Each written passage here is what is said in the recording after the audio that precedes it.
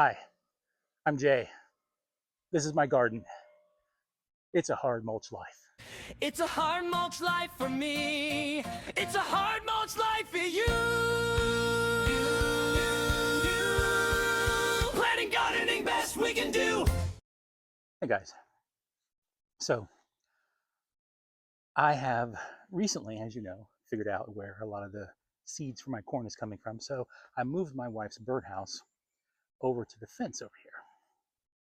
So, if I head back this way, and this is the hopes of keeping all the bird seed collected in this area over here and away from the garden. All right, there she blows. So my wife is hoping we're going to create another little sunflower garden made by the birds down here. And it's nice and far away from everything else. So in addition to that, what I'm wanting to do today is to plant some new potatoes. Now, if you saw my last short, you know that my wife was very impatient and wanted to see what was in one of the bags of the potatoes that was furthest along in its dying process. So even though I said no, she came out here and did it anyway. So I grabbed the camera so I could film it. And we got a meager harvest, about 12 potatoes. Some were on the smaller side, but good stewing potatoes. Another couple of them, two or three, were of decent size. I think I know what happened. I think what happened was I planted 3 plants in one grow bag. Now, I don't think that's necessarily bad, but that's why we got such a small yield, I think. So I think by planting 2 plants, and then I'm going to create a cover crop of lettuce. And I think that will create 2 plants. Lettuce, of course, doesn't have a very deep root, and then the potatoes do, so they should accommodate each other. I've checked on it. As I always say, do your research, and it does seem like they're good companion plants. So let's give it a try. What's the worst that could happen, right? We're going to use some of the dirt left over from the potato plant and some compost that I have here and some new dirt that I got earlier today. And there's the empty grow bag waiting patiently for its next thing to germinate. And I put the rest of the potatoes in here so that they would finish drying out and dying off. Hopefully that was not a poor decision on my part, but I looked it up and it said I could do it. And this way it helps keep the rain off of them too, because we've been getting intermittent rain showers. Okay, so I wanted to go to Walmart and get like one of those potato bags of multiple different types of potatoes and then kind of create sprouts from those, but I didn't really want to wait 2 or 3 weeks in a dark place for that to happen. So I went and got one of these, which if you can wait, I would wait because it's going to be cheaper for you in the long run. There's like 3 or 4 in here, you know what I mean? And you can get double that, triple that for, maybe a couple dollars more. So I would wait if you can get them, put them somewhere dark and sort of cool and let them sprout up. But they do have some good sprouts on them, if you can see. So that's good. Yeah, some good ones, I think. On top of that, the cover crop that I'm going to use, which is also going to be grown and eaten, is some butternut crunch lettuce, which is supposed to be good for the hotter months. Now, I'm not going to put this stuff directly outside in the main garden because it will just bake under the sun. I mean, it's been 97-ish. I'm closer to the coast, so probably more like 92, 93, 95 for me. But the heat index and the humidity has been next level. It's been warm, let's put it that way. We've noticed that summer's here. So we're going to take this and we're going to plant this in a couple spots, and hopefully we'll get some good lettuce out of this. And I've got a wonderful spot that I'm going to put them in. Let me show you. Okay, so even though lettuce and potatoes like to be grown a little bit sooner, I've got this great pine tree here, right? And this entire area right here, where this is the old wood left over from the other fence that I've been using to build things with lately, I'm going to move some of this around and create a more dedicated wood pile, probably over by the fence over there. Well, anyway, this whole area stays fairly cool because it's in shade for most of the day. So I can bring the very end of the day, when it's not quite as hot, is when the sun really hits this area. So because of that, what I can do is to keep them over there so that they're in shade for a good portion of the day. And then by the last, say, 3, maybe 4 hours after the peak of the heat has come, say, like when it hits to be about 4 or 4:30, it'll get a good 2 or 3 hours, maybe even a little bit more of sun, but it won't be as hot. So they'll still get the advantage of having that sun. So let's get to planting, right? So I got this sustainable garden compost stuff. Just giving it a try. Everything's an experiment, right? So I'm gonna mix some of this in with the soil, and I'm gonna add some fresh soil on top of it. So I'm a little unsure. I've opened the bag, and it's a little crumbly. So I'm not sure if this is a good idea or not. But everything's an experiment. You know, I don't know what I'm doing necessarily, but see how it's kind of clumpy? I think it's because it's been kind of sitting for a while, so I'm going to try to break it up as I put it in here.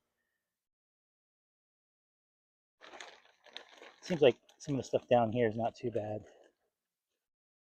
Some of the stuff is kind of bad, though. Weird stuff you find in here. I don't even know what the heck that is. Like a rock. Here, this is a bit more mushy. That looks better. Mushy, the right word? Don't I look pretty? Okay, so I'm going to add the regular soil. Look at the soil you see me using a lot of. Not the ones that I've experimented with, not like where I took the topsoil and I added the manure tea or anything to it. This is just a regular garden soil. Um, I want to start playing with some of the Happy Frog and some of the more fancier ones, but I just can't find them around here. Okay, I typically just kind of dump this over a little bit and try this one of the larger bags. That way, kind of let it kind of fall in so that it's not quite so big. This one clumps together too, so you got to really go through and massage it with your hands, although the particles are smaller. Now, when I originally did the potatoes, one of the other mistakes I may have made is I folded the bags down like this instead of leaving them upright. So it didn't have quite as much room. And that may have been a huge mistake. I've got some all-purpose fertilizer I'm going to use. I'm going to go grab it now and mix it into the soil. And hopefully it gives these guys a good fighting chance, right? Okay, so here's the two we're going to use. I'm going to use some bone meal. And I've got to kind of hold this because the bag got torn open on the worst part on the bottom. So some bone meal. And then some blood meal.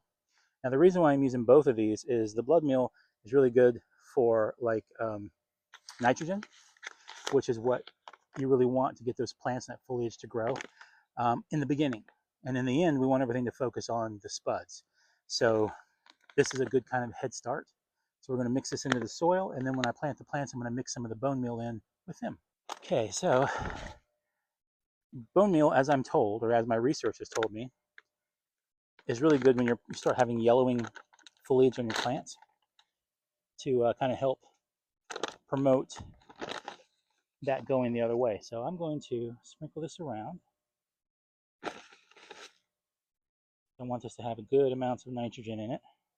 Plus, with the potatoes already being in here for a while, chances are they probably drained a lot of the soil nutrients. Let's massage this in.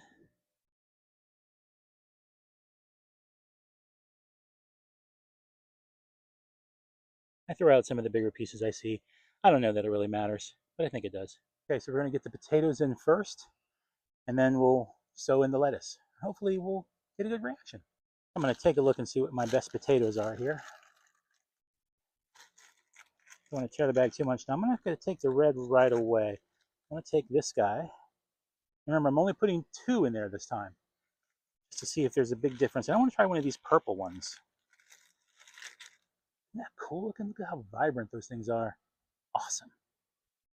Okay, I figure I'll plant them maybe like this across from each other and then plant the lettuce here. So I'm going to plant them down about 6 to 8 inches.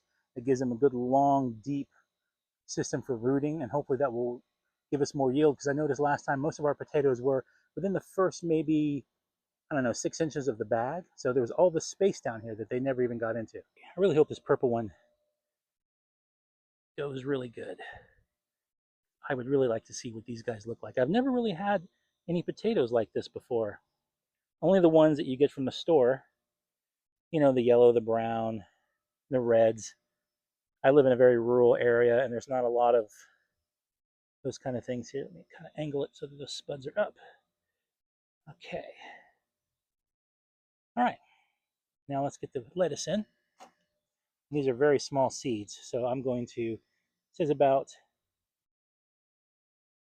if you look at it, it says it's going about 6 to 8 inches in height and about 1/4 of an inch in depth. And they're time apart, let's see, plant between 8 to 10 inches apart. Now I've learned a lot about this. This is more for farming, for to get the equipment in. So if you're just doing container gardening, you can push them a little closer together, as I've been told from people I've seen. And these seeds are really small. Check them out. Okay. Let's just make a small little channel here. Same on this side. We'll even that out. And I'm going to pour some in my hand here. I used to try to conserve the lettuce because I was like, oh no, or any of these small seeds. I'm like, well, how much is really going to germinate? The thing is, you never know. Some of the seeds may be duds, and some of the packs, like this one does. Oh shoot, that's way too much. Some of the packages will tell you like 90% will germinate or something along those lines. And if too many small ones start popping up, I'll just have to move them around. I have a hard time picking out just a few of them. It's tough. Even though it's about to rain, I don't know for sure that it will rain because it keeps circling around us following the river. So I'm going to water them in anyway. Hopefully they don't get too waterlogged. All right, so I'm going to give this a good soaking. Even though I'm worried that we might get a little bit of rain, I don't think we're going to get very much. But I want to make sure that this all gets nice and wet. Now, for those of you who are saying, Jay, you forgot to put in the bone meal. You're right, I did on the initial video, but I did go back and put it in later, and I tried to film it. And if it did actually take, which I'm not sure it did, by the way my camera was acting, I will show that to you before this. And this will just be a random thing that I'm saying that you have no idea why I'm saying it. I want to make sure all the soil all the way to the bottom gets nice and wet. We don't want to create any sort of waterlogging. And it looks like it's starting to come out of the bottom now. That's good, but only in one spot. Come on, let me see some more drainage here. There we go. All right, there it comes. You can really see it starting to come out of the bottom now. That's what I want to see. I wanted the water to come all the way down, so it went all the way through the container.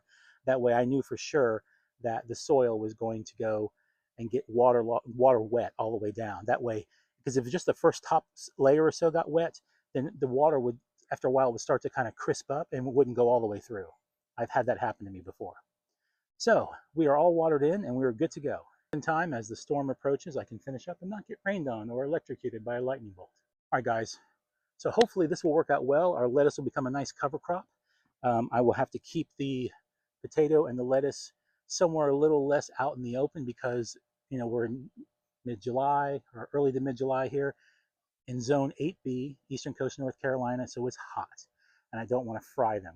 But I do have a few weeks before everything's going to start to sprout.